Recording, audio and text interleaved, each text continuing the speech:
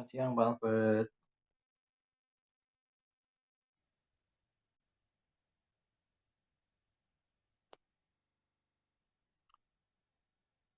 Halo, Pak Albert.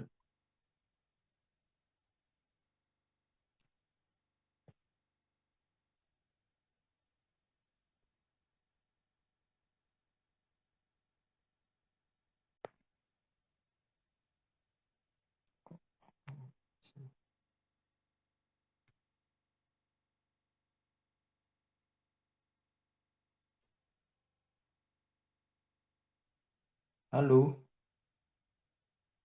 halo,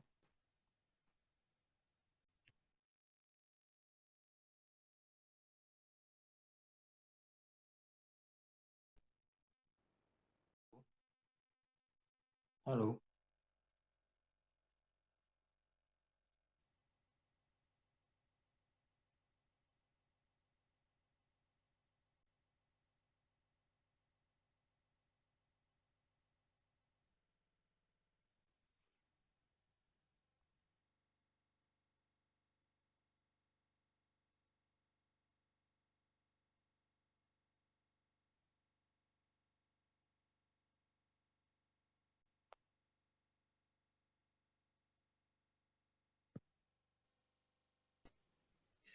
Siang.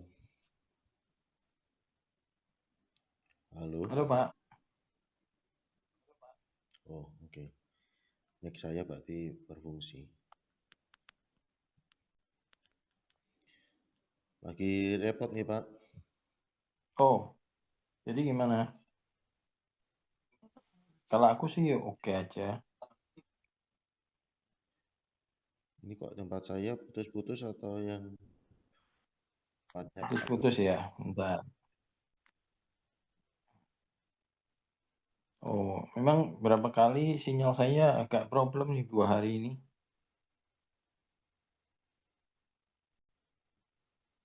Oh, Oke, kita undang-undang teman-teman ya.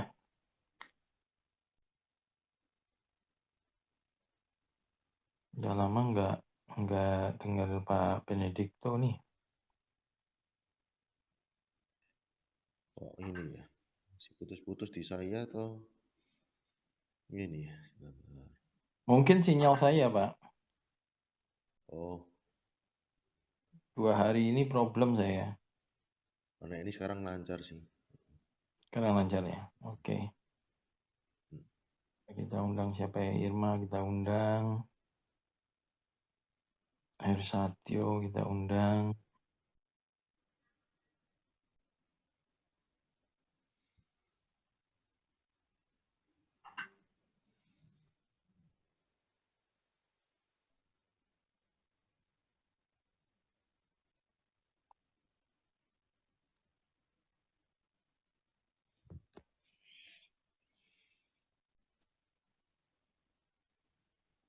Nambah temen itu dari mana ya? Lupa saya. Follow aja, Pak. Bapak search saja siapa gitu. Sejak kapan hari kan katanya bisa kelihatannya bisa di apa namanya sinkronkan dengan kontak atau apa gitu ya. Oh Lupa ya, saya juga iya nyari ini iya deh. iya. Kalau itu di Saya mana juga ya? nyarinya dari mana. Aku lupa tuh. Hmm.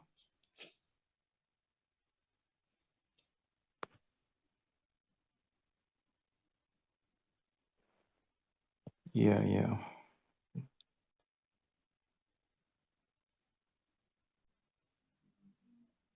Gimana Surabaya di apa? Omikronnya gimana nih? Saya masih di Solo nih, Pak. Oh di Masih Solo masih. masih minggu depan baru balik. Oh Solo gimana Solo? Aman. Solo naik tapi dibikin normal ya, masih dibikin normal. Maksudnya kan terpicu juga salah satunya yang selain di sekolah kan ada perayaan Imlek itu kan pasang lampion itu yang diduga masyarakat sebagian kan protes mending di stop aja gitu kerumunan. Oh Terus tapi kan tetap diterusin ya, terus eh, tekanan baru baru dimatiin, nggak dicabut. Terus yang sekolah juga sempet awalnya wali kota kan nggak apa-apa, anak-anak cuman sebentar doang kayak demam, jadi istilahnya diobatin sembuh gitu, sempet Hmm. pokoknya minta PTM jalan terus gitu. Oh, iya, iya, iya. Tapi dari Mendikbud sendiri PTM masih jalan gitu ya? Sekarang sudah nggak jalan ya. Nah, kalau dari Mendikbud kelihatannya kan memang diserahin ke lokal ya. Oh, ke Misalnya kan ke lokal. SMA ke provinsi, kalau SMP SD kan ke Pemkot ya. Tergantung situasi Hmm, setempat. iya, iya. Ini nyari temen di mana ya? Dulu bisa kok sekarang nggak ketemu ya. Aku lupa terus terang sih kalau kalau Iya, yang itu sinkronisasi itu di mana saya ya? dulu sempet pernah rasanya. Kan kok sekarang nggak muncul.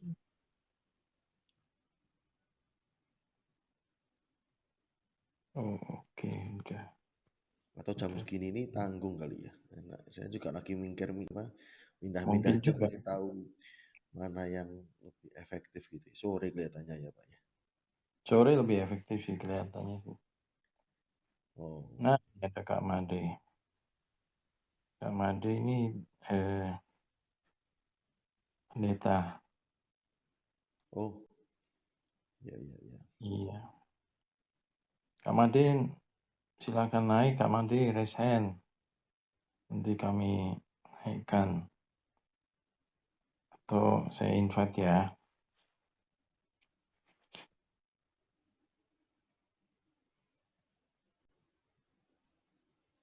Kalau nggak salah kemarin ikut diskusi kan sama kita waktu sama Kak Irma itu.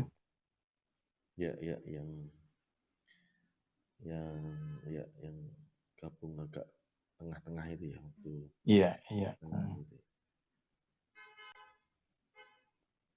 Ya sangat mungkin sih jam 1 mungkin juga yang guru masih ngajar kali ya. Iya. Tapi karena sekarang kan lagi online tak pikir setelah jam 12 juga anu ya selesai, biasanya kan selesai jam 12-an. Kalau sekarang Oh gitu. online itu. Gitu. Nggak seharian sekarang Pak, kalau online. Mhm. Tapi yang kemarin sih cukup menarik artinya Irma sama kamu ngasih konten. Aku kan yang bukan di pendidikan kan eh, agak bingung-bingung sebenarnya apalagi di awal-awal.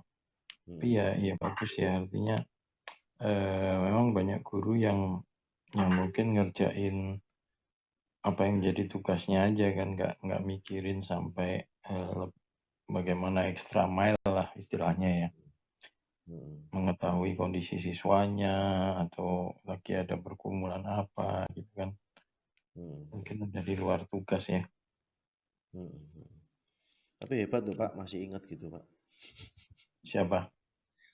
Ya Pak Lukas lah. Oh aku. Maksudnya topiknya Ya, masih ingat dibicarain apa.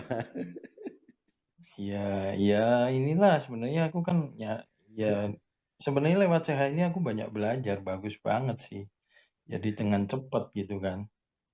Menyarikan dari ini terus belajar jadi moderator. Dulu kan jarang saya jadi moderator. Sekarang kan terpaksa jadi moderator karena Hmm, bikin-bikin acara kan.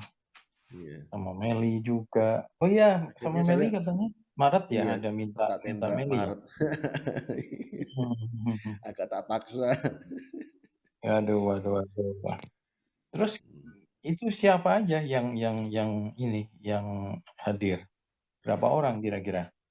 Jadi anu Pak, rencana saya itu kan awalnya bukan, sorry sorry, saya iseng Pak, saya iseng, 2 tahun yang lalu dapat bantuan. Nah lalu teman saya kan kerja di perusahaan yang CSR gitulah, terus apa dapat Mhm. CSR. Lah lalu kemarin Natalan itu reuni iseng saya, sebetulnya cuman iseng duluan gitu, istilahnya, "Ada lagi nggak sih?" Gitu. Ya coba aja Hmm. toh, gitu. Lah terus dia baru cerita kalau istrinya itu eh, pernah jadi guru honorer, jadi istri bosnya, jadi sangat sangat punya passion gitulah dengan guru-guru gitu. Terus Hmm.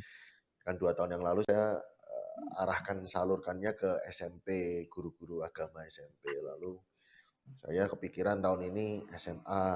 Nah, setelah Januari dikabarin, cair loh disetujuin gitu. Waduh, terus saya mikir kan kegiatan, lalu SMA saya kepikiran SMP-nya nggak sekalian deh gitu lah, terus saya ngelobi Yayasan Pesat juga untuk, Mhm. tolongin dong bantuin tempat sama konsumsi gini-gini, jadi supaya duit yang ada Mmm. ini kan juga nggak banyak sih, jadi kita pokoknya bisa dimaksimalin gitu. Jadi kalau rencana target semua ya 40 orang sih, Pak.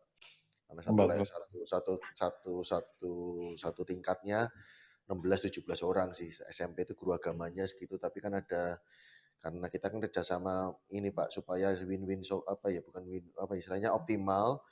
Mhm. Jadi guru-guru juga dapat poin dengan sertifikat minimal 32 jam pelajaran. Jadi melibatkan dinas Mmm. pendidikan, melibatkan Mmm. Kemenak, dan retreat-nya nggak retreat full rohani, artinya itu enggak, jadi lebih ke workshop ya, lebih ke menolong mereka sisi admin, sisi pengetahuan, sisi komunikasi, sisi dengan anak, dengan orang tua, maksudnya dikompletin lah kalau bisa gitu.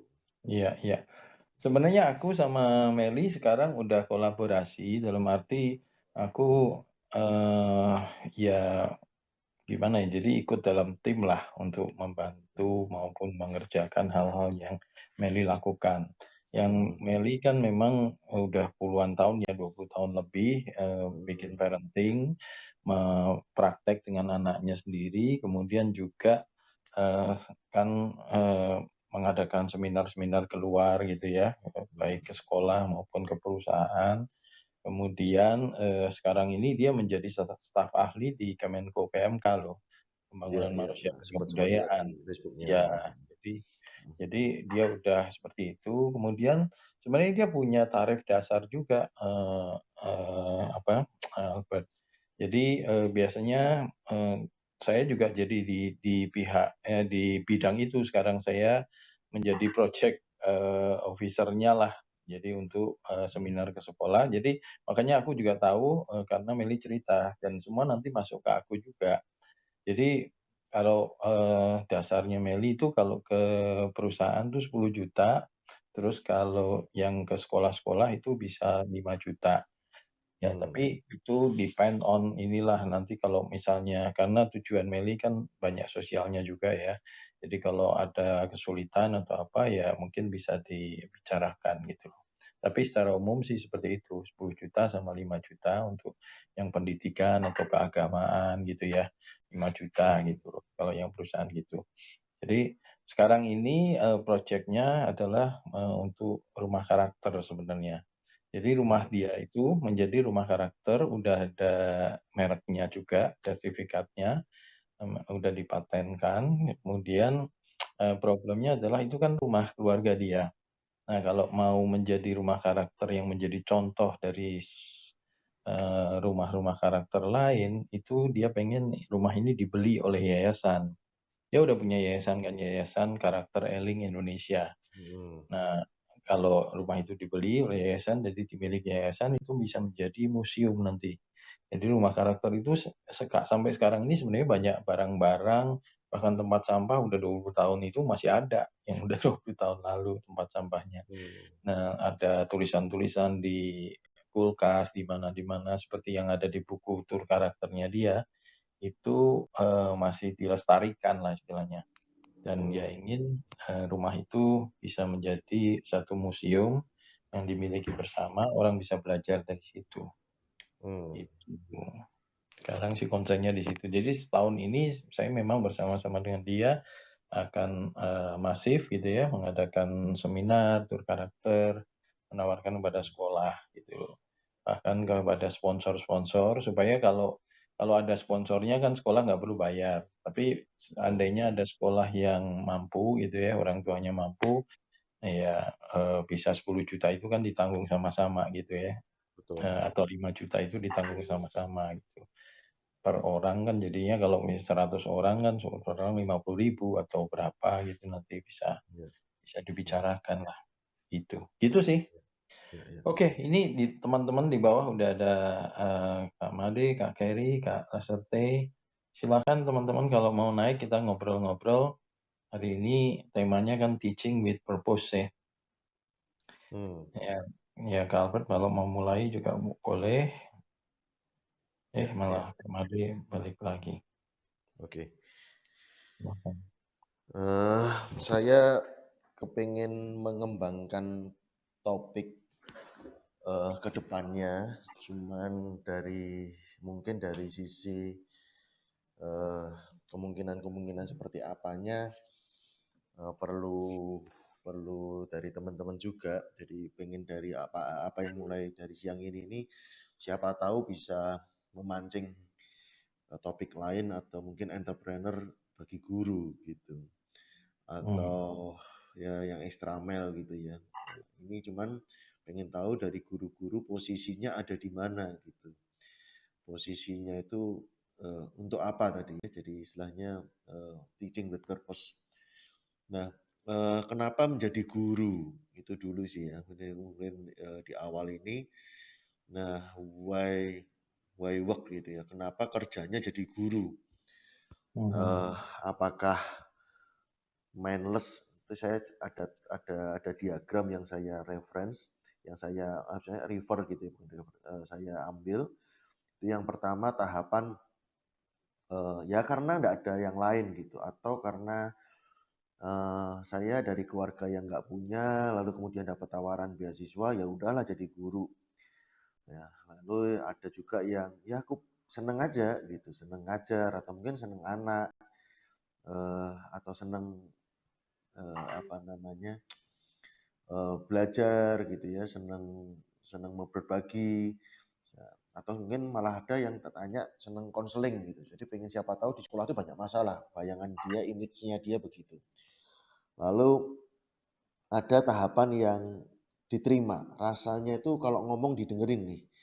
Terus juga saya kerja jadi guru tuh yang penting orang tua tuh nggak nanyain lagi, kamu nggak kerja, kamu ngapain di rumah doang rebahan. Jadi setidaknya orang tua itu menerima, pokoknya bekerja deh gitu ya.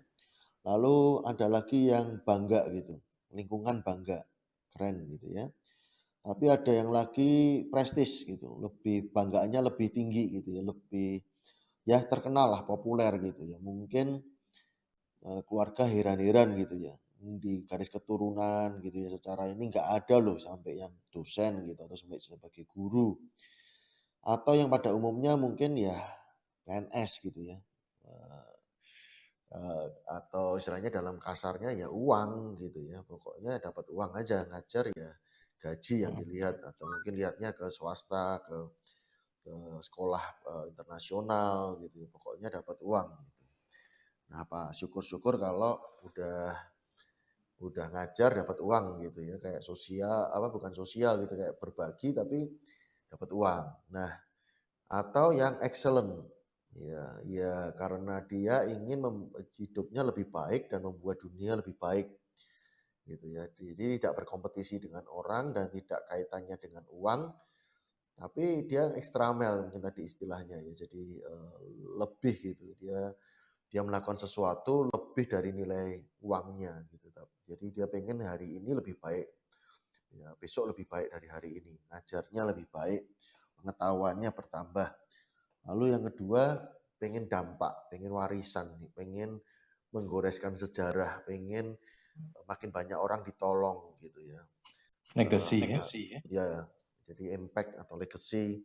Jadi atau yang terakhir itu ya calling atau truth ya, atau perintah Allah. Dia yakin bahwa ya inilah alasan kenapa dia hidup.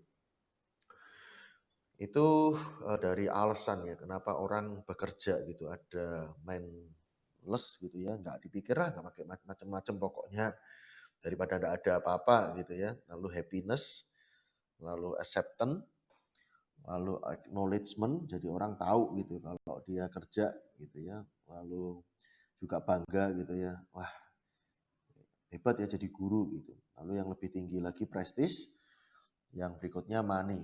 Nah, itu uang. Itu yang istilahnya ya umum lah. Jadi istilahnya self center sampai money ini ujungnya diri sendiri. Dari yang tadi awal sampai money ini ujungnya diri. Tapi begitu 3 tahap yang lain ini sebetulnya bukan tahapan ya, bukan urutan, tapi lebih ke sebenarnya evaluasi diri kita ini ada di mana sih sebenarnya? Kenapa kita kerja? Ini juga bukan hanya guru, tapi diterapkan pada diri kita. Kita ini sebetulnya kerja, alasannya kenapa sih? Gitu. Nah, ada 3 lagi yang ini bicaranya lebih pemaknaan spiritual atau pemaknaan beyond ourselves gitu ya, lebih dari sekedar diri kita, yaitu excellence, impact, dan truth gitu ya. Jadi eh, extra mile tadi, ya kompetisinya dengan diri, lawan terberatnya kita ya versi kita yang lama gitu. Kita pengen membuat versi yang terbaik diri kita. Lalu yang kedua tadi bicara soal impact ya, dampaknya ke orang juga termasuk sampai jangka panjang banget ya, legacy. Ya dan yang satu lagi bicara sampai ke ya ini panggilan. Ini saya tahu betul bahwa Tuhan ciptakan saya melihat potensi saya, bakat saya, ya perjalanan hidup kronologis saya, DNA keluarga saya, misalkan begitu ya, saya tahu persis bahwa inilah jalan hidup saya, jalan ninjanya saya gitu. Mungkin kita sering dengar ilustrasi ya, ada orang tukang batu ditanya, kenapa kamu bekerja? Ya saya bekerja untuk uang. Lalu ada tukang batu yang kedua ditanya, kenapa kamu bekerja? Ya saya cari uang untuk keluarga. Yang ketiga, ya, saya membangun bangunan ini, di mana bangunan ini suatu saat nanti yang belajar di sini akan jadi pemimpin buat negeri ini. Saya bekerja, saya sedang ikut andil untuk melahirkan sebuah generasi yang lebih baik. Nah, pemaknaan kita bekerja ini akan memberikan energi, memberikan kekuatan yang tak terlihat begitu ya, yang membuat kita bertahan dalam kesulitan atau membuat kita menolong kita membuat terobosan.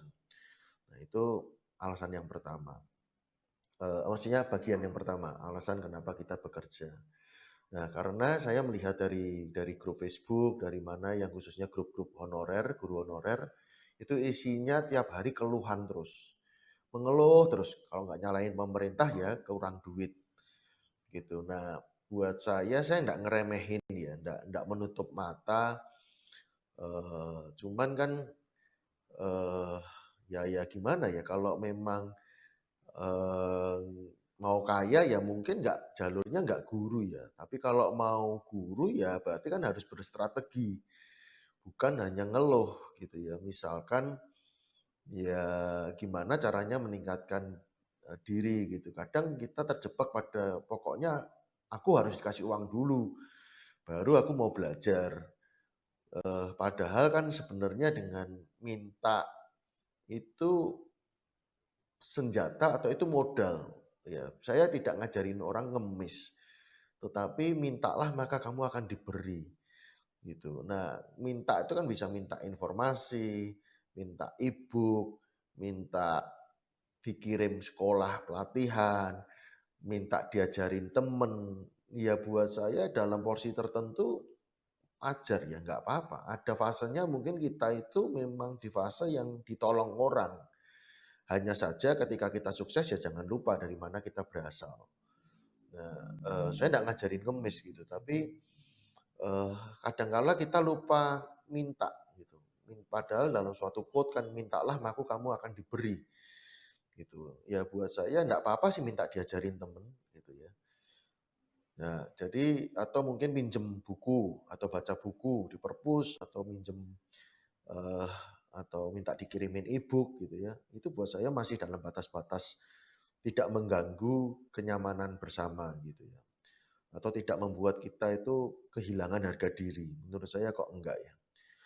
Nah, eh, kemudian atau mungkin jalur-jalur pemerintah, jalur-jalur akses beasiswa, jalur-jalur pelatihan yang disediakan gratis oleh pemerintah, atau website-website gratis yang menyediakan pelatihan, atau mungkin fasilitas apalah yang sebenarnya sudah disediakan justru, tapi kita nggak mau extend gitu, nggak mau keluar dari rasa nyaman kita, pokoknya ngeluh duluan sehingga kita tertutup mata kita melihat peluang-peluang yang ada. Atau mungkin barter dengan tenaga, itu yang saya lakukan. Gitu. Misalkan saya nggak bisa bayar, saya ngomong, terus ya apa ya? Ya saya kerja dengan lembaga itu misalkan. Jadi di barter saya punya tenaga, ya saya dapat ilmunya, saya boleh ikut pelatihannya, numpang denger gitu. Saya jadi Menarik, MC, menarik. jadi host, Jadi host saya pernah nih 80 kali pertemuan, sekali pertemuan 150.000. Bagi saya berat 3 tahun ikut terus bayar segitu dan saya dikasih alternatif lain saya sudah nggak bisa gitu. Artinya saya sempat ditawarin cari 2 orang kamu gratis satu. Tapi tiap minggu harus 2 orang baru, saya nggak dapat. Akhirnya ya sudah, saya jadi MC.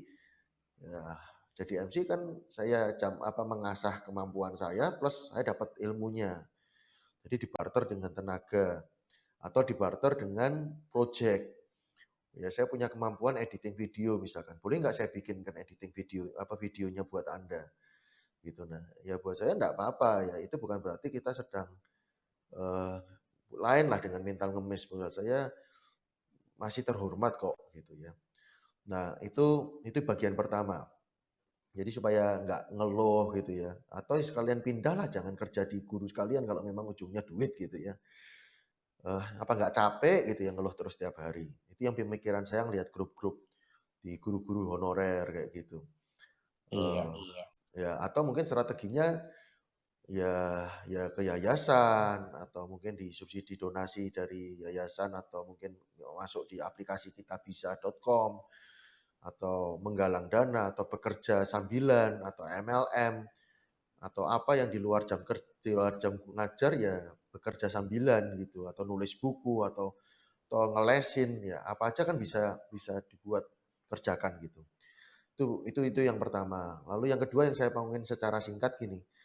Apa sih harapan kita ketika kita ngajar ini berhadapan dengan murid gitu ya. Nah, kalau saya bisa nggak sih kita juga bukan hanya knowledge tapi juga sikap, juga perubahan hidup atau sampai ke implementasi dari ilmu itu gitu. Ilmu itu kebermanfaatannya apa gitu. Nah, itu saya mempelajari atau saya merumuskan satu setidaknya dia punya spiritualitas gitu. Jadi bukan simbol, bukan bukan aksesoris agama, tapi setidaknya dia takut Tuhan, dia cari Tuhan, dia menyadari ada pencipta, ada pribadi yang lebih besar dari dirinya, dia mulai mempertanyakan kehidupannya gitu ya, untuk apa dia hidup. Nah, itu spiritualitas ya. Yang kedua panggilan. Ya, ini berkaitan lebih dalam lagi tadi, untuk apa dia ada. Lalu yang ketiga kompetensi, ya, anak itu mau belajar, anak semangat jadi manusia pembelajar. Yang keempat karakter, anak punya target apa sih, setidaknya 1 tahun 1 karakter juga nggak apa-apa. Gitu. Yang terakhir komunitas, menurut saya keseimbangan hidup punya 5 poin ini. Dengan dia tahu dengan siapa dia bergaul itu sangat mempengaruhi dia. Teman mungkin sebanyak-banyaknya tapi sahabat itu milih. Gitu menurut saya itu ya. Kalau teman ya bergaulah seluas-luasnya tapi kalau Betul, siapa yang betul, di dekatmu mestinya milih. Atau betul. setidaknya kita punya backup, kita punya ring satu, think tank gitu atau brainstorm atau grup gitu ya yang brainstorming gitu untuk kita bisa mengasah gitu. Kelilingi diri kita dengan singa gitu ya. Kalau kita mau pinter ya mau belajar pinter atau kelilingi diri kita dengan orang-orang pinter. Nah, itu menurut saya 5 hal ini jadi tujuan gitu, mengajar dengan purpose gitu ya. Jadi misalkan fisika, ya fisika itu ada kok tentang gaya, tentang hukum Archimedes itu ya, semasa masa masa benda dengan masa air gitu yang satu mengambang. Jadi ternyata kalau tidak ada isinya itu justru ngambang misalkan begitu ya. Yang berbobot makin tenggelam, yaitu kan seperti padi merunduk. Jadi sebenarnya ada rumus-rumus di kehidupan apa istilahnya atau kalau enggak apa yang terjadi di alam ini mengajar sesuatu kok. Jadi guru buat kita, jadi guru kehidupan buat kita. Nah, atau kimia gitu. Secara kimia juga mungkin bisa dikaitkan dengan kehidupan. Jadi tidak hanya melulu pelajaran agama, tapi pelajaran eksak, sejarah juga sama. Bukan hanya hafalan gitu ya, perang Diponegoro bukan hanya 5 menit gitu ya, 1825 sampai 1830 itu kan buat guyonannya begitu tuh. 1825 sampai 1830 Iya, iya, ya iya, saya iya. hafal. Tapi so what gitu ya, ngapain gitu tahu hafalan perang Diponegoro cuma 5 5 menit gitu. Tidak tahukah kita bahwa sebenarnya kebencian terhadap Tionghoa pun dipicu dari Diponegoro, misalkan begitu. Nah, itu kan sejarah punya sisi yang lain gitu yang kita bisa pelajari, atau bahkan perang Geger Pacinan itu justru bagaimana Tionghoa dan pribumi justru bersatu melawan penjajahan gitu. Nah, hal-hal yang seperti ini bisa juga untuk membangkitkan nasionalisme. Jadi buat saya mengajar itu tidak hanya knowledge, tapi punya lima, lima aspek gitu ya, menurut saya. Spiritual, panggilan, jadi hidup ini tahu untuk apa. Yang pertama tadi, hidup ini tahu dari mana dia berasal gitu ya, jadi tahu penciptanya. Terus mau kemana gitu, hidup ini mau dibawa kemana. Lalu senjatanya apa gitu ya, senjatanya dua hal, ya, kompetensi dan karakter. Lalu yang terakhir, dengan siapa dia berjalan di dalam menjalani kehidupan ini. Jadi kehidupan itu dirumuskan dari mana dia berasal, kemana dia mau pergi, dengan apa dia hadapi, ya senjatanya apa, toolsnya apa, karakter dan kompetensi, dan yang terakhir menjalani hidup ini dengan siapa. Jadi itu dua bagian besar ini yang saya sampaikan pada hari ini. Yang pertama untuk apa jadi guru, dan yang kedua lalu capaiannya apa, pencapaian yang mau kita raih apa ketika kita mengajar di kelas. Itu mungkin pengantar, ya maaf kalau jadi panjang Pak. Nggak Makasih Pak. masalah, menarik Heeh. menarik. Mhm. Buat saya sih, cukup cukup bagus sebenarnya tema kali ini ya, tapi mungkin waktunya mungkin kurang pas gitu ya. Heeh. Jadi, nggak ini, tapi bagus. Nah, saya malah mau sedikit nanya tentang Mhm. yang di luar gitu. Kalau tadi kan boleh dikatakan dari dalam seorang guru ya, seorang pribadi yang mau menjadi guru gitu kan. Mhm. Nah, sekarang saya berpikir dari sisi pasarnya. Guru kan Mhm. dibutuhkan untuk Mhm. mendidik. Nah, Mhm. pasarnya ini seperti apa sebenarnya? Guru yang dibutuhkan itu yang seperti apa?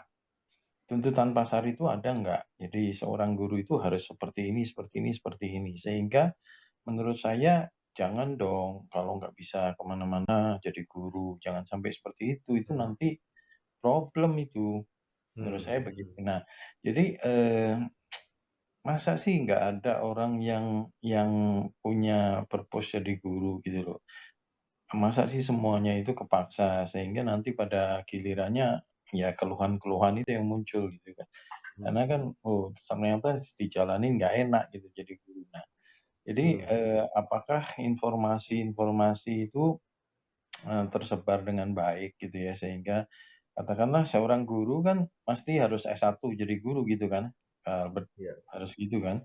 Iya. Nah, jadi orang mau masuk ke situ ya mesti diberikan satu wawasan ya, artinya sejak SMA atau bahkan sejak SMP gitu kalau perlu. Wah, guru itu profesi yang bagus sebenarnya, itu loh.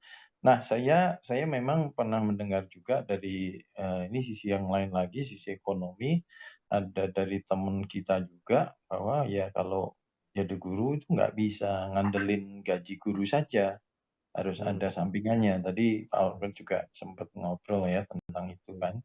Jadi, perlu ada skill-skill juga gitu kan. Mhm. Nah ini, ya dari sisi luar luar dari dirinya itu gimana sih, Pak Albert mungkin bisa kasih gambaran ke saya? Saya bukan seorang guru soalnya. Iya. Iya. Iya. Iya. Kalau dari saya kan, maksudnya ini juga asumsi ya Pak, karena kan bukan by riset ya, tapi kalau dari yang murid tentunya tuntutan itu kan yang membutuhkan guru di sekitar guru yang pertama kan murid ya. Kalau murid ya seperti yang kita bicarakan di episode sebelumnya, ya mungkin yang bisa jadi temen, yang ajarnya jelas, yang ditanya juga nggak sewot gitu ya, nggak gampang ngambek gitu, terus lalu juga Mmm, mungkin penyabar, memahami anak-anak, bahasanya nyambung. Nah, tapi kalau mungkin dari orang tua ini yang menurut saya agak berat gitu ya. Ada dua kelompok ekstrim gitu. Yang pertama masih paradigma lama. Jadi yang penting nggak di rumah deh gitu. Jadi kalau di sekolah itu seolah-olah ya anak itu diserahkan ke guru dan harus mencakup harus semuanya. beres ya. Iya, terima beres itu bukan hanya terima pinter, Pak, gitu. Jadi kayak sekolah itu diharapkan juga panti rehabilitasi kalau bisa gitu ya. Oh, Jadi, oke.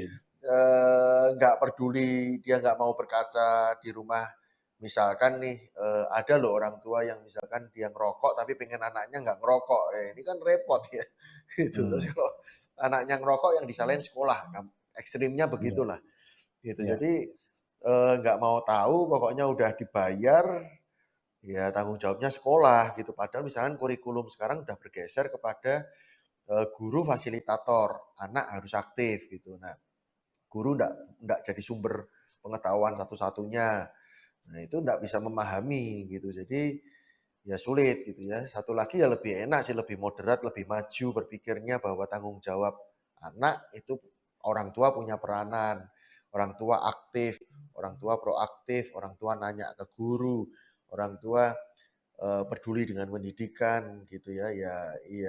Ya buat saya mungkin lebih mengharap guru itu kayak skillful gitu ya, terampil, terus pinter, lalu mungkin anaknya bisa bisa apa terbantu untuk ketika keinginan tahunya tinggi dan sebagainya. Kalau menurut saya ketika dapat orang tua yang lebih bisa mengimbangi kemajuan zaman ya mungkin tuntutannya guru harus pinter, harus semangat belajar, Hmm, harus harus apa up to date gitu, lebih ke situ mungkin tuntutannya ya. Bukan ke iya. karakter yang gimana-gimana karena kan mereka tahu kalau tanggung jawab karakter itu ada di maksudnya orang tua punya peranan. Menurut saya menurut saya pandangan saya gitu sih. Iya, memang kalau lihat begini berarti nggak balance ya, artinya guru dibutuhkan, tetapi, tadi sempat disebut juga bahwa ya dari sisi yang mau masuk jadi guru itu adalah orang-orang yang tidak ingin ke situ sebenarnya kan. Iya, Terus ya saya juga menangkap berarti pemerintah juga agak kurang perhatiannya kalau begini caranya gitu ya. Rangsangan untuk menjadi guru itu datangnya dari mana dong, kalau gitu kan?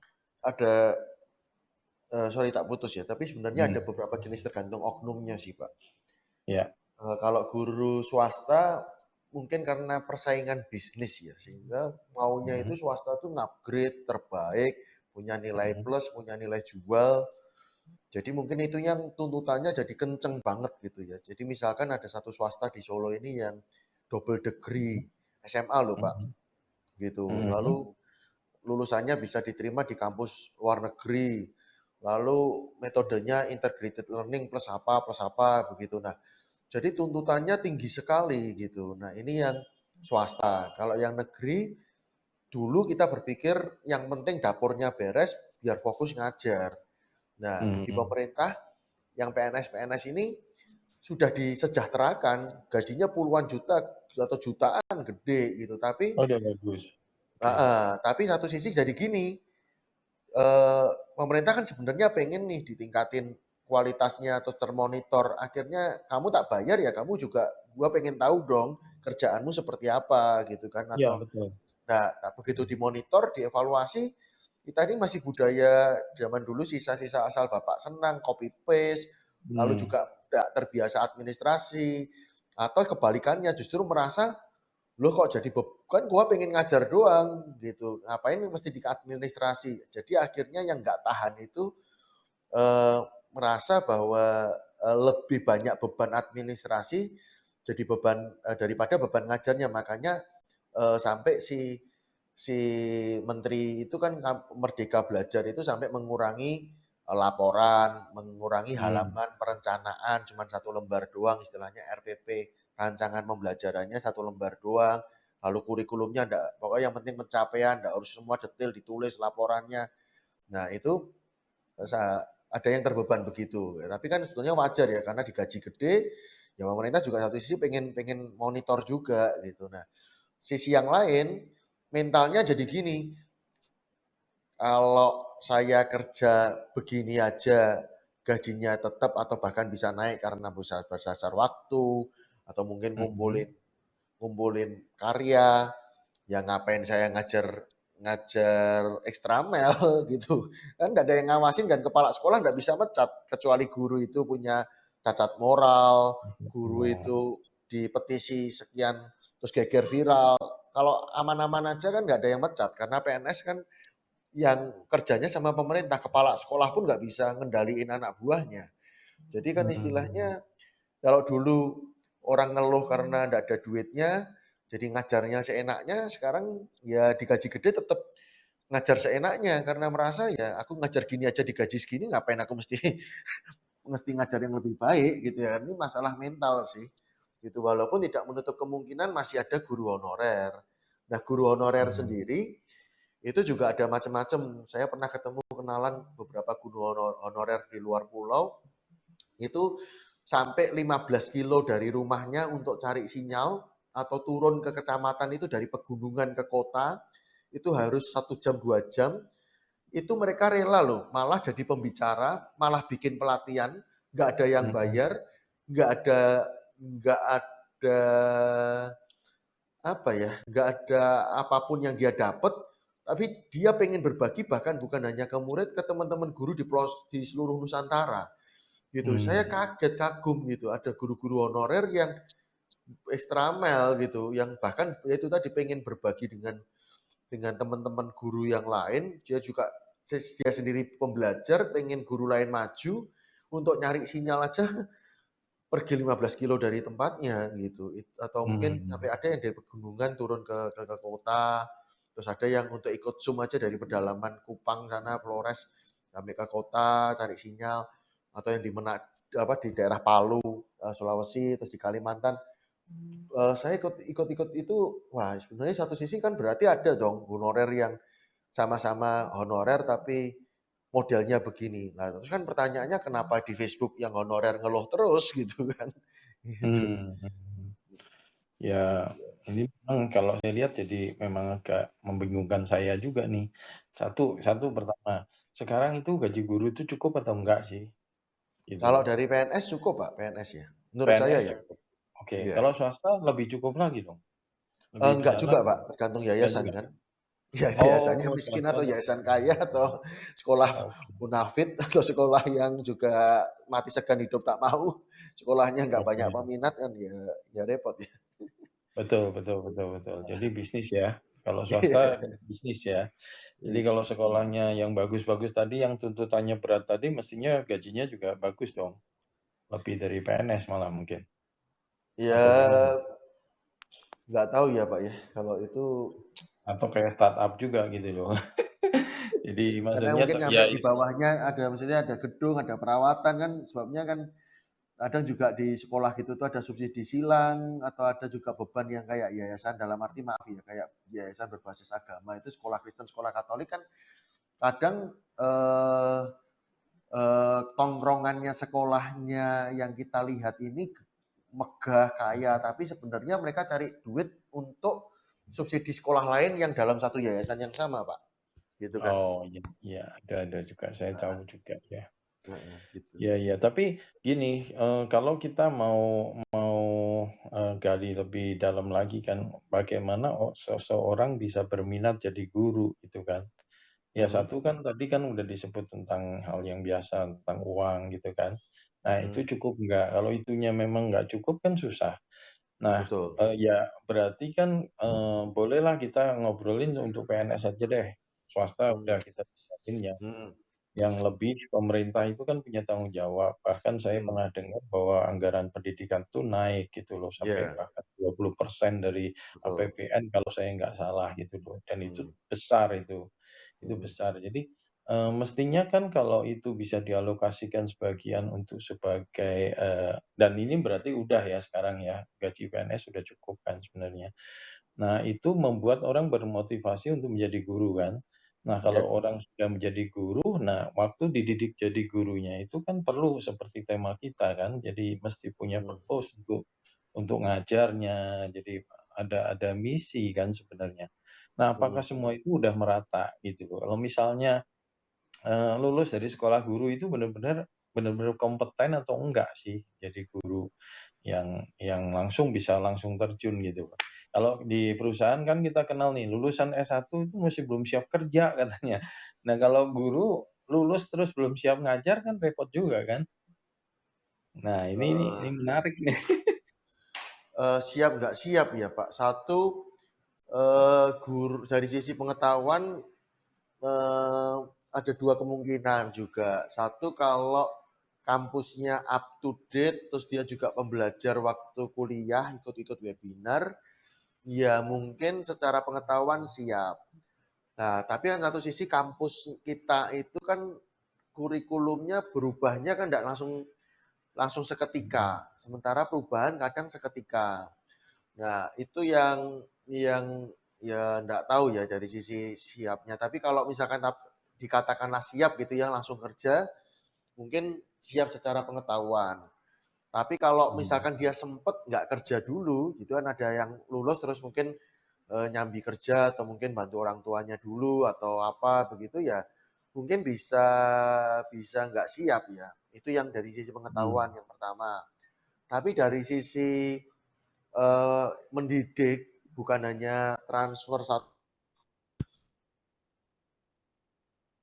Halo, ada fase halo, belajar ya suaranya Pak ya. putus. Nah, kalau saya misalkan dengan stylenya saya, terus saya sekolah mungkin sekolahnya di kota, dosen-dosennya kota, pergaulannya kota, ngajar di kota, mungkin lebih cepat menyesuaikan diri.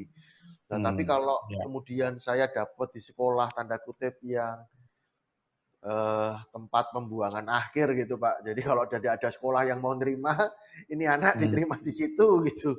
Wah ya, Ya, ya repot karena memang. ini manusia ya, tidak bisa hitam putih Pak. Naik pabrik Ya, kan ya. yang penting mesin, pelajari manualnya, masuk sini, keluar sana, beres.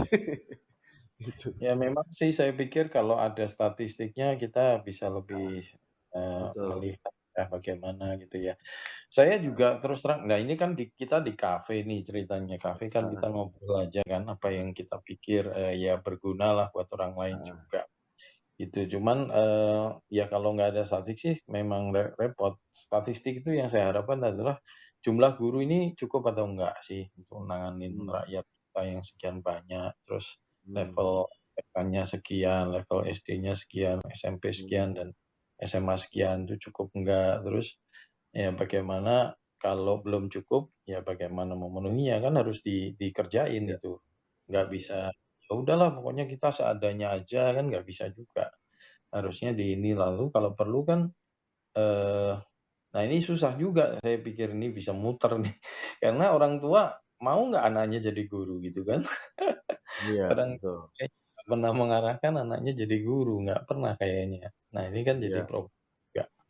Eee, ya statistik itu perlu sekali jadinya di sini kan, bagaimanapun juga kan guru dibutuhkan, maka pemerintah harus memberikan satu, ya mungkin perlu diinikan juga bahwa guru itu, eee, di satu sisi memang secara jabatan memang ya harus S1 seperti ini, tapi maksudnya mungkin anak tuh dari kecil sampai besar tuh diajak di apa, ada satu wacana bahwa menjadi guru itu adalah membantu orang lain meningkatkan kemampuannya gitu loh.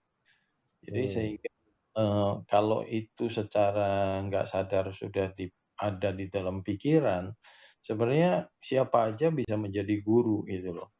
Nah, hmm, mungkin bisa nih ya, ini ide aneh lah menurut saya, ada persamaan gitu loh. Jadi orang nggak perlu S1 jadi guru, tapi ya ada ujian persamaan yang mungkin juga ada pendidikan singkat ya, buat orang yang udah S1 dari bukan guru, tapi ya diajarin sedikit lah bahwa, eee, yang paling penting dari sebagai guru itu apa, sehingga mereka bisa dapat materi itu 3 bulan, kemudian ujian persamaan gitu, kalau lulus ya boleh juga jadi guru gitu loh. Jadi, saya mau balik gitu ya pemikirannya, kan seringkali, "Udahlah jangan jadi guru kalau mau cari duit," gitu kan. Nah sekarang hmm, kalau kamu udah punya duit nih, kamu juga bisa jadi guru kok, guru itu bagus kok, guru itu mulia gitu loh. Saya mau hmm, balik balik pemikirannya kayak gitu, gitu loh. hmm, Nggak tahu lah hmm. ini cuman just an idea gitu Ya, ya, ya, ya, ya. gitu gitu. Ini ada Hmm. Kak Dery juga kalau mau ikut ngobrol, Kak Dery silakan raise hand atau saya undang aja kalau, mau silakan naik. Kita ngobrol nih teaching with purpose ya. Jadi seorang guru ya, eee, perlu beberapa hal yang tadi Pak Albert sudah sampaikan itu ada 5 hal, kemudian juga ada kalau dari sisi impact gitu ya, ada 3 hal ya kalau nggak salah, saya nggak salah ya tadi ya, saya nggak nyatet nih soalnya. nggak apa-apa. Iya iya, itu sih Pak Albert. Jadi, ya statistik ini perlu nih, dapat dari mana ya statistik supaya kalau kita ngobrol-ngobrol lagi saya juga mungkin bisa kasih bahan-bahan ininya, sehingga Mhm, ya mungkin paling tidak orang dengar replay juga bisa bisa, tambah inilah pengetahuan yang baik gitu, iya. gitu. Mungkin kalau dari saya nambahin juga, sekalian siapa tahu ada yang mampir dengerin ini, Mhm, eee, untuk minggu depan saya akan membahas dari sisi, apa, hypno-teaching ya, Pak. Itu selain saya mau iya, heeh, gitu. ya menarik tuh. Memang itu Iya. dilakukan atau itu inisiatif beberapa orang guru misalnya termasuk Pak Albert atau gimana sebenarnya? Hypno teaching itu sudah diajarin juga di sekolah guru atau gimana? Kalau diajarin di sekolah guru kok saya belum tahu ya, tapi, guru-guru sudah mulai banyak belajar soal ini sih. Jadi inisiatif pribadi ya? Iya, Oke oke oke. Menarik sih, menarik. Ini sebenarnya obrolan kita di kafe ini cukup cukup penting ya.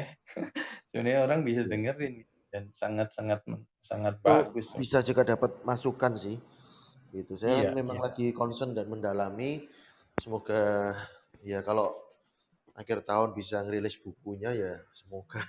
Wah bagus tuh, bagus bagus. Nanti ya, oh, rencana diterbitin self publishing atau gimana? Atau ada Belum tahu penerbitnya? Pak, lagi karena saya Honor? lagi mikir, belum tahu ini arahnya dan lagi baca-baca buku-buku yang lain, hypno teaching di Indonesia ini masih punya celah nggak saya, istilahnya bisa mengisi dan juga pengen ya dari obrolan-obrolan ini siapa tahu bisa bisa dapat apa ya, dapat insight gitu Pak. Masih jauh Pak, masih masih mikir saya, gitu.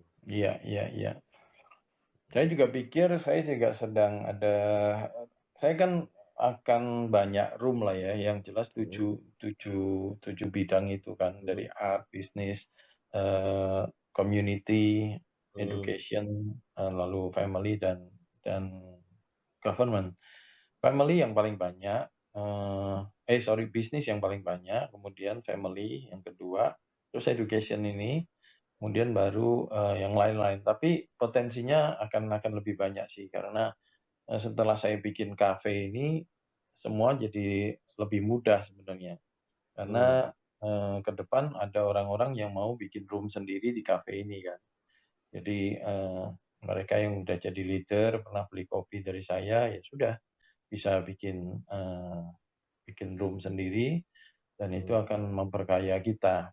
Dan saya mmm, cuma pesan kepada mereka, ya buatlah room yang bagus gitu ya, mmm, sehingga banyak orang yang bisa join. Tapi kan di mana-mana saya lihat sih nggak mudah dan banyak sekali di Clubhouse ini kan cuman room curhat kan, yang seperti, kita ini agak agak jarang lah.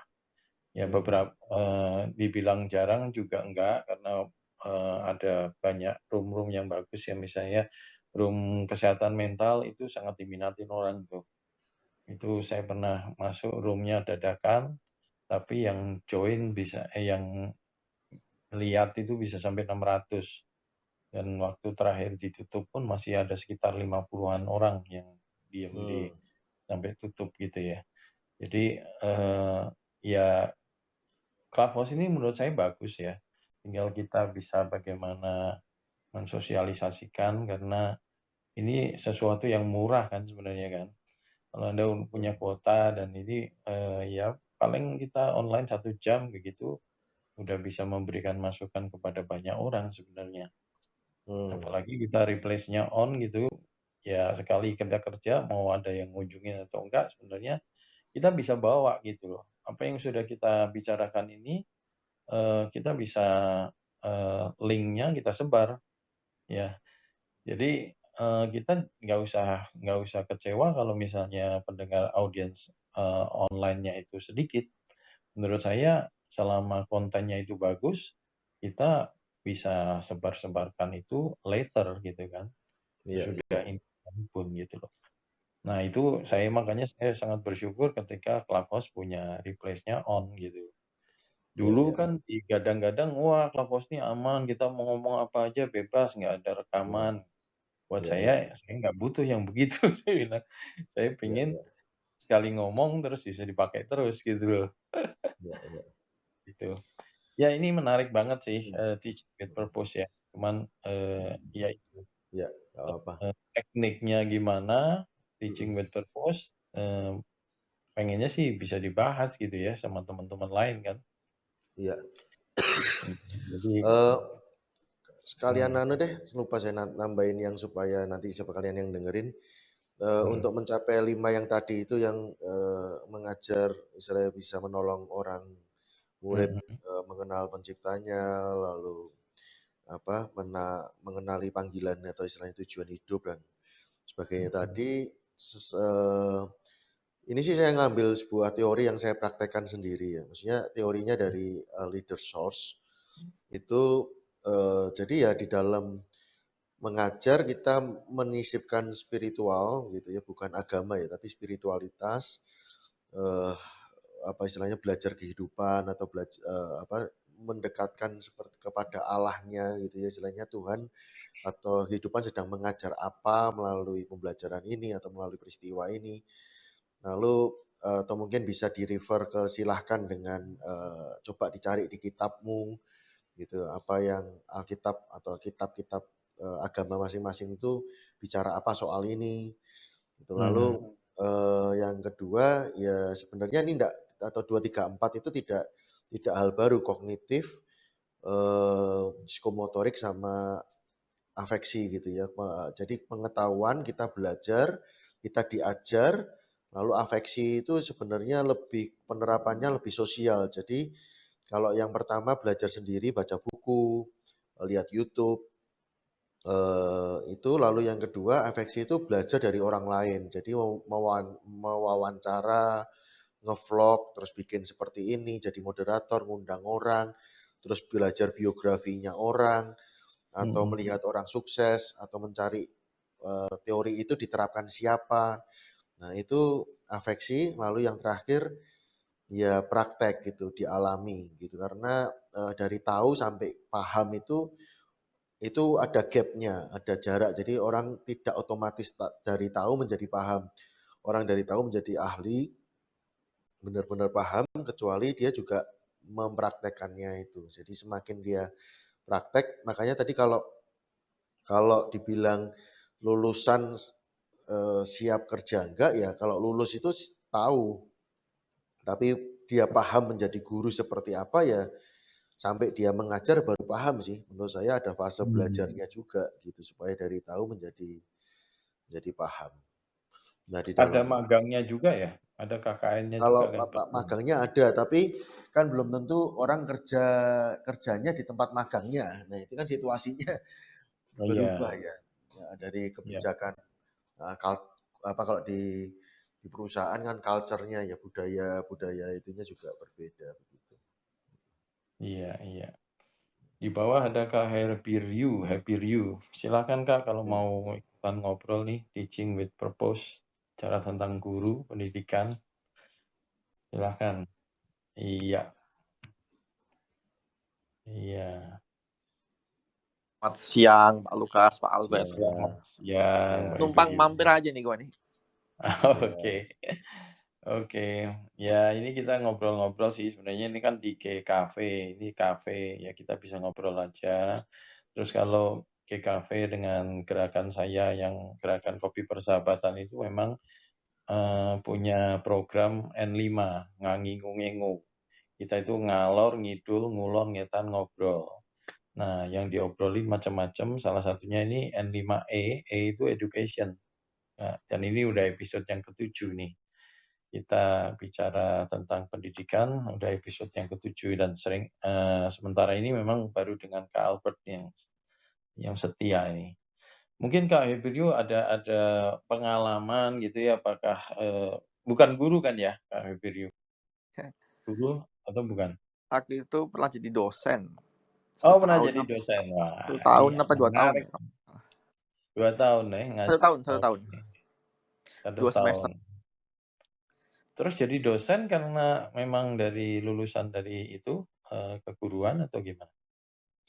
Jadi kan waktu itu kan aku resign dari kantorku yang perusahaan Prancis, PMA ya. Kemudian aku ngikut temenku buka bisnis konsultan gitu kan. Nah temenku itu dia jadi dekan di salah satu universitas di Bekasi, bukan Bekasi ya, Jakarta Timur ya.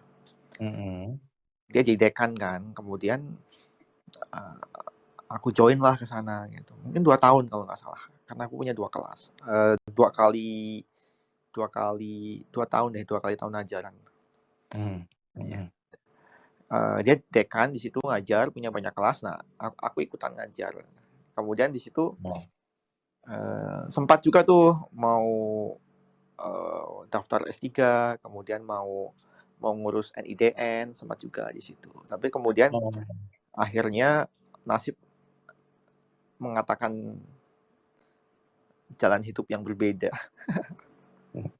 Sekarang di Singapura ya? Iya.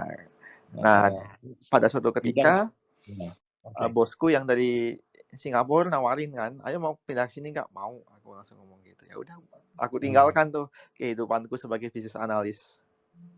Oh, oke. Waktu itu ngajar apa? Aku ngajar information system waktu itu. Information system ya. Iya, Dulu sistem memang dari bintang. IT berarti ya, dari IT ya. Iya, dari IT terus lah gitu. Information system aku ngajarin. Oke. Gitu. Tapi ya di luar itu aku sering ngajarin supernatural dan spiritual. Oke. Gitu. Kebetulan kayak apa itu? Antik. dari tahun 2005 aku itu belajar ya supernatural dan spiritual. Kemudian mungkin dari tahun 2014 itu aku mulai ngajar. Belajarnya dari tahun 2005, 2014 aku mulai ngajar teman-teman. Mulai banyak murid, mulai orang pada mulai datang gitu tahun 2014. Sampai sekarang pun iya. Bikin Zoom gitu kan. Buat yang butuh aja. Kalau yang butuh tanya, "Mas, aku ada ini." Ya udah nih. "Mas, aku ada ini." Ya ini gitu. Jadi tempat bertanya. Masih ya? Masih aktif ya? Maksudnya ngajar spiritual dan apa tadi Supernatural ya. supernatural. Masih ya? Iya, Masih. ya. Misalnya ada Hmm. temenku kan dia ada gangguan gaib kan di tempat mertuanya kan. Oke. Aku ajarin cara nanganinnya seperti ini. Ada beberapa cara, ada 3 approach untuk nanganin. 1, 2, 3. Kamu pilih yang nomor 3 gitu. Caranya seperti ini. Kemudian dia jalanin. Ini kesalahan kamu di sini gini gitu.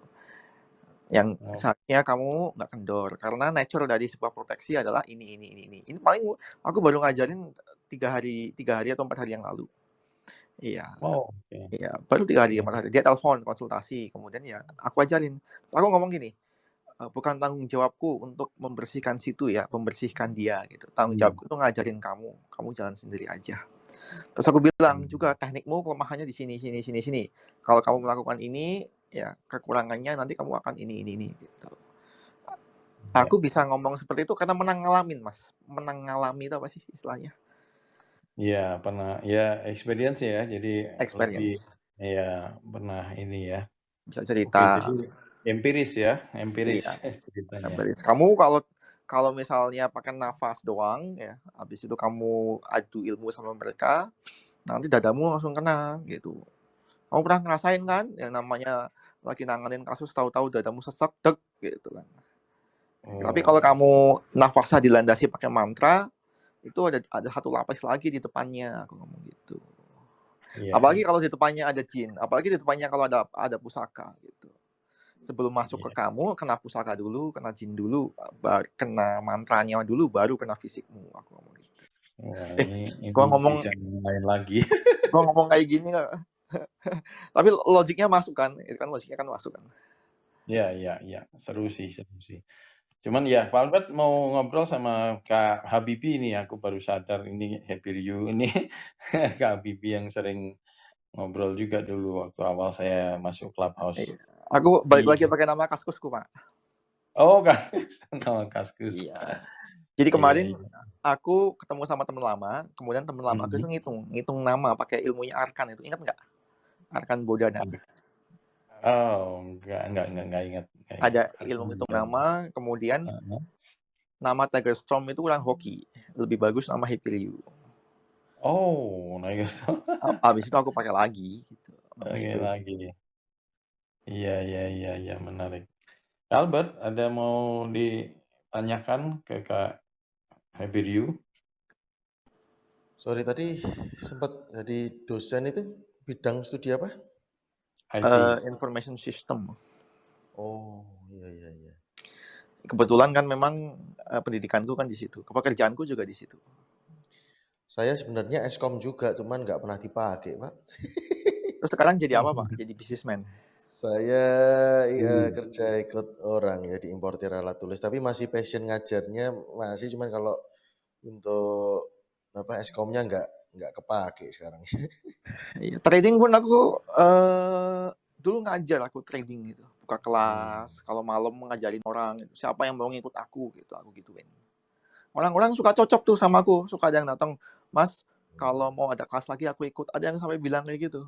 Cuman akhirnya aku kurangin ngajar tradingnya. Oke. Gitu. Nah, ya ini jadi guru seperti itu ya. Ngomong trading aku jadi ingat apa? Ngomong ekspor impor aku jadi ingat trading itu, Pak. Iya, ini teman kita banyak di ekspor impor ya. Gara-gara Pak Joni Sinaga juga tuh. Waduh, tuh orang luar biasa. Iya. Ya, back to you, Pak Albert. Kalau mau ini tentang ada yang mau ditanyain ke Kak Hyperion dengan sesuai tema kita, atau Kak Hyperion mau masih sesuatu lagi? Ngobrol-ngobrol aja kita di sini santai aja. Iya, ngobrol aja. Oke. Saya sih pengennya sih ya seperti yang tadi saya ngomong ke Pak, berarti artinya pemerintah itu punya ya membina benar-benar guru lalu mensejahterakan guru kan ya, supaya orang ada cita-cita jadi guru gitu. Jangan orang tuanya nggak pernah ngajak mau anaknya jadi guru, ya udah tewaslah semua guru. Jadi yang afkiran itu istilahnya ya tadi ya. Yang udah nggak keterima di mana-mana, mungkin jadi guru gitu. Aku Kacau gitu. tanggepin ya, Pak. Ya, Ya, siap. jadi aku kan baca buku ya, judulnya Why Nation Fail. Siapa tuh yang ngarang itu, Pak? Why Nation Fail itu bagus banget bukunya. Iya. Itu aku tulis tuh di Reading List 2022, aku tulis di bioku. Nah, di situ itu dia membedakan, dia mencari tahu negara mana yang fail, negara mana yang sukses gitu. Nah, mereka itu ngedrive-nya itu dari mana? Dari sistem insentif katanya. Ya, kalau orang berprestasi, kalau orang bikin inovasi gitu, kemudian mereka dapat insentif, itu semuanya akan terdorong ke situ. Ya. Tuh. Tapi ya kalau nggak ada insentif, mereka hidupnya akan biasa-biasa aja. Nah di Indonesia sendiri, di negara-negara yang nggak berkembang ya, itu insentif itu terjadi di sistem oligarki. Ya, insentif itu terjadi di sistem oligarki. Itu kita semua tahu kan, makanya semua orang berboyong-boyong masuk DPR, ya kan, masuk ke parpol gitu kan. Iya. Nah kemudian ya kekurangan yang lain, ya, yang insentif nggak terjadi di mana? Insentif nggak terjadi di nomor satu petani, ya petani nggak dapat insentif. Itu negara kita ya Pak. Ya. Yang kedua guru nggak dapat insentif. Nah itu negara kita juga tuh. Yang ketiga industri itu nggak dapat insentif katanya gitu. Jadi Indonesia itu kan sistem industri dasarnya kan katanya nggak berkembang kan katanya gitu kan, nggak lengkap itu dari triple helix-nya atau apa gitu, itu nggak lengkap. Itu kalau aku baca itu pemahamanku itu seingatku itu ada beberapa insentif yang nggak jalan ya di sini. Insentifnya nggak ditaruh di situ. Coba kalau taruh di guru, ditaruh di industri, ditaruh di pertanian, itu pasti akan terbang seperti South Korea. Nah, itu ada ceritanya dulu. Di Amerika dulu, di Amerika atau di mana itu ada yang atau South Korea gitu, aku lupa. Terjadi yang namanya land reform, di mana tanah itu dibagi-bagi kepada rakyat, gitu. Mungkin di Amerika gitu, aku lupa ya. Dibagi-bagi kepada rakyat supaya petani itu bisa sejahtera, gitu. Nah, disitulah awalnya akhirnya semua orang mau berproduksi, mau menjadi petani. Nah, step keduanya mungkin di guru juga, di guru. Nah, ini dia itu cerita ya tentang bagaimana sistem pendidikan di Amerika itu berhasil membuat buruh. Nah, dengan sistem pendidikan Amerika yang berhasil membuat buruh, ya akibatnya apa? Microsoft, ya, Facebook, ya, terus Dell gitu, itu mereka bisa grow. Coba kalau sistem pendidikannya gagal membuat buruh, nggak bisa grow itu. Seperti Indonesia mungkin, seperti Indonesia, ya, yang ada itu buruh yang pinter-pinter, itu nggak ada. Singapura itu buruh pinter-pinter nggak ada, harus impor dari India, kan gitu kan. Nah, perusahaan IT itu sangat susah mencari tenaga kerja yang bisa kerja, gitu. Tapi pengangguran banyak, ya kan? Orang nganggur itu kan banyak. Perusahaan IT saling membajak ya. Dulu perusahaanku itu nyari programmer 25 juta, nggak ada yang mau. Programmer Android 25 juta nggak ada yang mau. Akhirnya harus di Indonesia ya nyarinya. Akhirnya harus impor dari India. Satu kampung dipindah, satu perusahaan dipindah. Dari Sri Lanka malah, dari Sri Lanka dipindah. Gitu. Mungkin ada sekitar 12 orang saat itu. Nah, karena guru nggak bagus, akhirnya mereka gagal menciptakan buruh-buruh untuk menjadi bahan bakar economical growth gitu. Kemarin ada teman yang teriak-teriak, Indonesia terlalu banyak mencetak buruh gitu. Aku counter, nggak apa-apa bikin buruh. Kalau zaman dulu ketika Bill Gates bikin perusahaan, mereka nggak bisa nemuin budak-budak korporat untuk jadi fuel inovasi dia, gitu. Nggak berkembang gitu Microsoft, ngomong gitu. Ini monggo silahkan tanggapan dari teman-teman ya, saling-saling aja gitu. Ya benar. Menarik sih kalau yang diomongin begitu ya, berarti memang ya butuh fuel ya untuk ke arah itu, dan guru juga berpengaruh gitu ya. Pengaruh banget, Pak. Karena pengaruh banget. Nah ini ya setuju nggak bahwa pemerintah yang memang pegang peranan kan, arahnya kemana kan ditentuin pemerintah kan. Political will ujungnya, Pak. Iya kan, political. Kita bisa apa gitu, nggak bisa ngapa-ngapain gitu. Nah, Iya. kita sadar bahwa kita itu cuma rakyat kecil ya, membantu sekedarnya. Tapi kalau mengubah Indonesia, political will, insentifnya jangan terlalu banyak ditaruh di oligarki, insentifnya taruh ke petani, guru, sama inovasi katanya gitu. Iya. Dan itu kalau diceritain di buku itu ya Pak, ini adalah warisan kolonial Pak. Jadi gini, ceritanya begini ya. Aku mungkin salah ya, lebih baik Pak Lukas baca sendiri ya. Jadi kolonial pertama kali datang ke Indonesia atau datang ke South America atau datang ke yang diceritain itu Afrika, Asia sama South America, di mana kolonial itu mencetak struktur sosial ya, di mana orang itu nggak bisa berpindah Pak. Perpindahan kelas itu susah di situ. Karena mereka harus menjaga supply, sama kayak sekarang.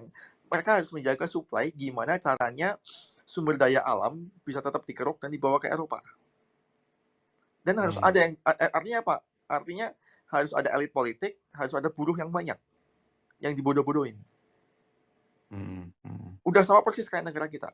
Ada elit politik, ya, bahasanya sama elit politik. Ada buruh yang dibodoh-bodohin, yang jadi pasar. Kemudian ada lagi sumber daya alam yang dibawa ke negara produsen, Cina, Eropa, Amerika. Itu sama persis.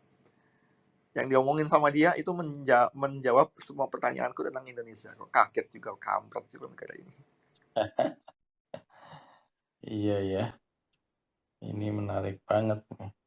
Nah, Why Nation Fails itu dia nggak nyinggung-nyinggung ya negara yang gagal, dia sebutin nggak kenapa, terus tolok ukurnya apa. Ada Pak, dia bahas tentang Korea Utara dan Korea Selatan. Ya. Kemudian ada juga dia membahas Indonesia, ada juga dia membahas tentang Bolivia, ada juga dia membahas tentang Soviet. Soviet itu sampai tahun 1970, kalau nggak salah ya, sampai tahun 1970. Itu kan pertumbuhan ekonominya kan kuat. Makanya dulu Soviet itu diceritain sama aku sama bapak mungkin nggak ngalamin Soviet jadi negara superpower. Kenapa dulu Soekarno senang banget sama Soviet? Soviet kan sampai ke bulan kan zaman dulu kan. Iya, Ya, iya. kuat banget zaman dulu. Gimana Soviet bisa membiayai Fakta Warsawa, gimana Soviet itu jatuh.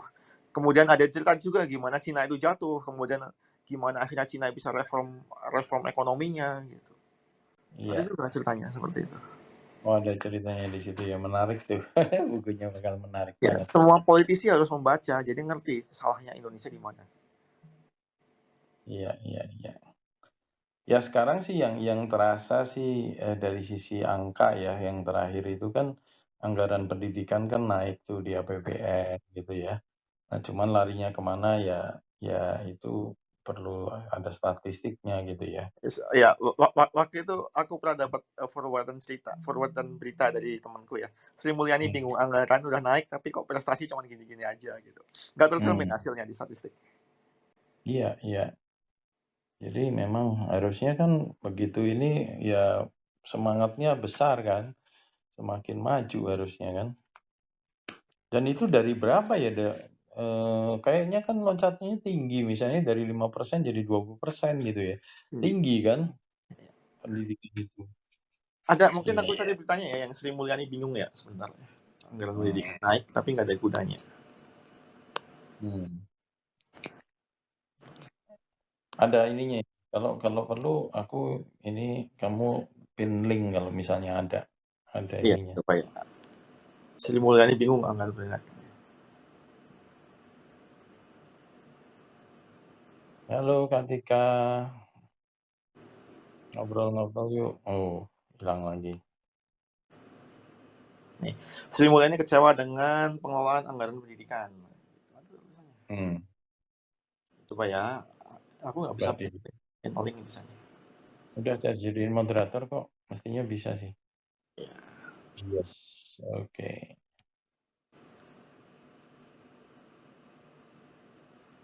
Tetapi yang didapat, kualitas pendidikan yang dihasilkan masih belum sebanding dengan uang yang dikeluarkan pemerintah. Albert bisa ini juga ya, bisa klik ya. Diklik bisa. Oh ini 2019 ya, Maret ya. Iya. Sebelum krisis ya. Iya, 20% dari APBN kan, bener ya. Kualitas Enak masih tuh. belum sebanding. Iya. Kata Sri Mulyani, anggaran pendidikan RI setara bangun ibu kota baru. Oke. Nah ini ada PISA kan, ada program skor dari program for International Student Assessment. Ya ini kan sebenarnya jadi fair ya, Indonesia nomor 62. Aduh. Negara dunia ketiga. Iya. Pemerataan pendidikan, pemerataan ya karena memang masih ini ya pelan-pelan lah ya. Gitu ya. Sri Mulyani sebut anggaran pendidikan paling banyak tapi kualitas masih rendah.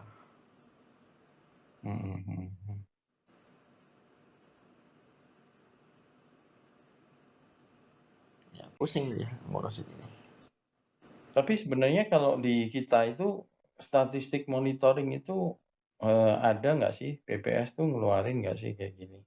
Ada, cuman ada yang meragukan, ada pihak-pihak yang meragukan gitu kan. Tapi ya aku sendiri nggak bisa komentar kan. Kalau aku meragukan BPS, nanti BPS-nya marah. Enggak kok, kita ininya bagus gitu, surveinya bagus.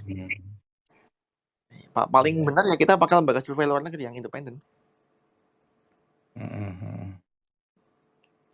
Kalau PISA kan independen kan dia. Iya. Tapi gini loh Pak, lihat aja nih Pak. Kayak misalnya kemarin ada berita ya, truknya kecelakaan guling, kemudian isinya dijarah sama warga. Baca nggak Pak? Ya. Kemudian ada bapak-bapak nabrak motor malam-malam, kemudian bapak-bapaknya dikeroyok gitu, tahu nggak? Yang malam-malam itu loh beritanya. Oh iya, gawat keroyok tuh tahu tuh kayaknya sih. Tapi Iya. yang truk itu nggak baca. Iya, jadi kalau ada truk muatannya guling itu masih dijarah sama warga itu kalau di Indonesia. Ya kita nggak perlu lihat statistik BPS lah ya gitu. Itu kan apa sih bedanya sama Papua Nugini kalau kayak gitu? Moral mental gitu ya. Iya, nggak perlu lihat BPS, lihat aja apa yang terjadi gitu. Itu kan absolutely not civilized lah ya gitu. Mau dari sisi agama, mau dari sisi edukasi formal, gagal gitu. Apa sih yang Iya, ngedrive mereka sampai melakukan hal-hal seperti itu? iya benar.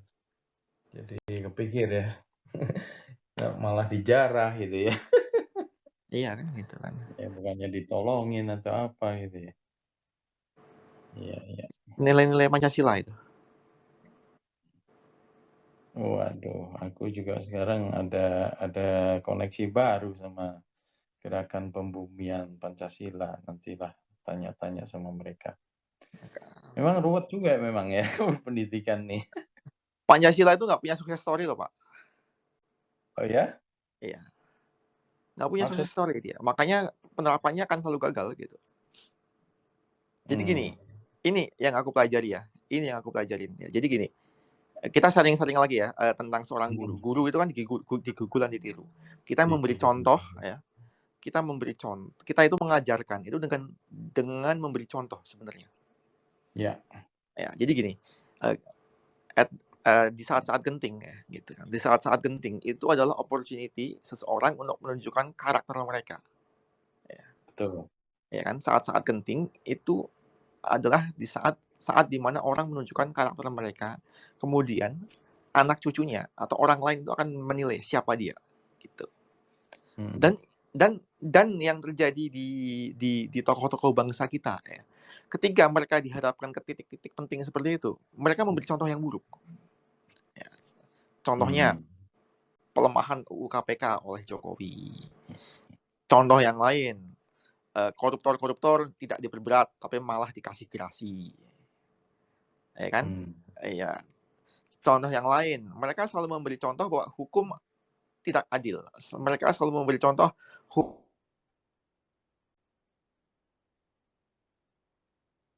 Oh, ada telepon masuk ya kelihatannya. Albert ada tanggapan? Kita mungkin sampai jam berapa Pak Albert? 14.30 atau 14.45? Albert? Ya Pak, sebentar. Nggak ada tanggapan sih saya. Ya situasinya seperti itu ya. Ya apa ya? Kalau dari sistem dalam, kan saya bukan orang dalam pencairan dana dari sisi itunya ya. Dananya kemana ini? Lalu yang kedua tadi yang saya bilang monitoring itu kan dilema ya. Dimonitor, terus mungkin belum ketemu yang pas ya cara memonitor guru ya khususnya dari PNS ini gitu ya. Ngontrol kualitasnya seperti apa gitu. Terus pelatihan-pelatihan ya gencar, lomba-lomba juga gencar, terus yang revolusi mental yang menurut saya cukup penting juga ya, karena tadi yang kalau dibilang dana atau nggak ada dana pun ketika ada program pelatihan gitu, itu masih banyak yang nggak mau gitu, baik yang punya duit, maksudnya gaji cukup maupun nggak punya gaji ya kembali ke orangnya gitu, ya alasannya nggak punya uang, tapi dikasih pelatihan yang nggak ikut gitu ya. Yang PNS pun juga sama, dikirim-kirim atau diutus ngeluh. Kan Indonesia ini yang kalau bisa dapat duit nggak usah kerja kan gitu. Iya. Kak Habibie gimana? Gue nggak bisa komen mengenai sistem pendidikan. Ya kita lihat outputnya aja lah. Iya. Ya memang rada-rada repot sih memang. Ya kita sebagai ini ya masing-masing berusaha membantu aja ya sebisanya ya. Jadi ya saya juga dengan Ruang Family juga dengan Melikyong ini. Tapi saya pengen dapat komentar dari Kak Habibie nih tentang GNRM, Gerakan Nasional Revolusi Mental nih gimana nih? Waduh. Siapa yang main, Pak? Ininya siapa? Kemenko PMK. Kementerian Koordinator Pembangunan Manusia dan Kebudayaan. Kegiatannya habis anggaran. Iya, nggak tahu saya. Ya cuman ada revolusi mental kan yang Jokowi katanya ininya kan. Tapi ya saya nggak tahu juga kemana gitu kan. Cuman barangkali you pernah dengar dan ada actionnya apa gitu. Pak Alfred pernah dengar Belum pernah revolusi? dengar? Belum pernah dengar ya? Iya. Ya tapi ya kalau revolusi mental ya dimulai dari pejabatnya dulu lah. Kasih contoh yang baik dulu lah. Ya nggak Pak? Iya Iya kan? Bener sama kan? ya seperti jadi guru ya. Mesti bisa digugu dan ditiru gitu ya. Iya. Ya kalau masih berpihak, masih nggak adil, masih ada above the law seperti Ahmad Dhani kemarin yang tiba-tiba dia bebas dari karantina. Karantina. Ya semua orang ya akhirnya negara kita jadi wild west kan. Ya karena DPR gitu ya. Iya. So, lu aja semua sendiri, kenapa kita nggak semua sendiri kan? Normalnya nggak Pak? Iya. Ya banyak yang mesti dibenahin ya. Dan Nggak ya usah Pak, tinggal aja Pak. iya. Kalau orang yang beruntung itu dapat kesempatan untuk meninggalkan negara kita, ngomong asal ngomong aku, tapi bener ya Pak. Iya. You udah PR di sana? Belum Pak. Belum. Oh. Iya. Aku lagi kepengen. Kepengen ya. Iya. Nggak pengen balik. Terus ngapain Pak? Dikerjain lagi di sini. Dikerjain di Indonesia Pak. Nih Pak, bab pertama ya Pak, bab pertama ya tentang Why Nation Fail itu yang dia bahas itu apa? Yang dia bahas itu kamu akan hidup di negara di mana jalan berlubang dan selokan macet. Itu yang dia omongin. Iya, aku baca buku itu. Ya. Aku pulang dari Singapura, pindah ke Pondok Aren Bintaro. Itu kaget ngeliat jalan lubang, lihat selokan macet, sesuatu yang nggak pernah ada di Singapura. Kemudian aku baca buku itu, kemudian gue sadar apa yang terjadi dengan Indonesia. Gue ngomong terus terang aja ya, gue sadar apa yang terjadi dengan Indonesia. Bukan nggak ada duit Pak, kita sama-sama tahu, bukan nggak ada duit. Di Singapura itu ya Pak, jalan nggak rusak dibenerin sama mereka. Oke. Gue itu sampai heran, ini orang gila ya, mana yang rusak? Kok tiap hari ada orang benerin ini, benerin itu jalannya belum rusak aja udah dibenerin sama mereka. Negara kita tuh bukan kekurangan duit. Gitu. Ini menarik nih. Itu gara-gara aku mohon maaf nggak apa-apa ya, mungkin sedikit keluar dari topik. Kebetulan rentetan kejadiannya itu aku 2 tahun terkunci di Singapura gara-gara COVID ya. Kemudian aku balik ke Indonesia sampai ke Pondok Aren, di situ kan banyak jalan berlubang kan. Kemudian aku baca di mejaku itu ada buku Why Nation Fail, kemudian untuk ngisi waktu luang aku baca, kemudian aku sadar kayak dibuka matanya gitu Pak oleh rentetan kejadian itu. Gitu. Pondok Aren dekat juga sama aku tuh. Di mana sih kamu Pak? Saya di Gading Serpong sekarang, tapi Wah, dekat itu. 2005 aku pindah ke sini. Sebelumnya saya di Bintaro, yang Pondok Aren Bintaro lah. Oh, Gading Serpong bagus loh Pak, nggak ada jalan berlubang loh Pak. Oh enggak, tetap ada. Di situ kan ada dua pengembang ya. Kalau yang Summarecon bagus, kalau yang Paramount, nah itu Paramount berantakan juga ya? Iya, cukup berantakan gitu. Tapi ya bagian tertentu lah. Terutama yang saya lihat tuh di depan sekolah penabur itu jalan nggak pernah benar tuh. Depan sekolah penabur. Terus kalau kita lihat ke Legok tuh, ini di luar Summarecon ya, di Legok yang Karawaci itu kan trailer yang lewat gitu, nggak pernah beres juga. Di beton juga rusak terus gitu. Nah itu udah ya harus diterima lah, bersahabat aja terus ya dengan COVID gitu. Gitu. Kalau Legok itu kasus nyata itu nggak pernah beres tuh. Di beton udah nggak sampai 3 bulan lah udah rusak lagi gitu. Mungkin karena yang lewat di situ melebihi muatan ya Pak? Iya. Kan Jadi pernah ada ceritanya kan yang pernah masuk koran gitu kan, mafia perbaikan jalan Pantura kan ada kan? aku nggak Iya, baca. ada tuh. Aku coba googling ya, mafia perbaikan jalan Pantura. Mhm. Ya, ini semua kan sebenarnya hasil pendidikan kan sebenarnya. Apa yang dijalankan orang kan sebenarnya hasil pendidikan dan interpretasi dia terhadap ya harusnya bagaimana gitu kan bertindak gitu. Karena pendidikan itu kan sebenarnya ngajarin bagaimana bertindak. Kalau semua seenak-enaknya berarti ya ada kegagalan di dalam proses pendidikan. Masif ya, Pak. Tuh Pak, di atas tuh, BPK harus ungkap mafia infrastruktur Pantura. Hmm.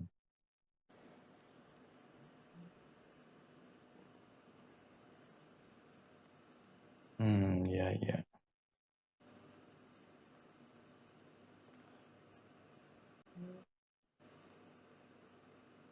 Ya memang problemnya di situ memang yang jadi pejabat itu yang banyak diuntungkan. Dia tahu proyek kemana, dia tahu uang kemana gitu ya. Iya.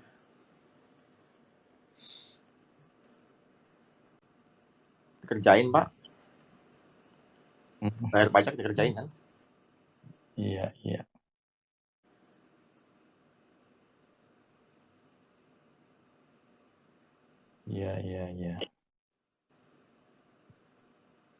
Oke, itulah kenyataan di negara Indonesia.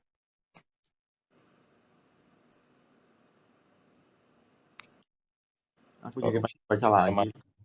penanganan korupsi juga nggak maju ya.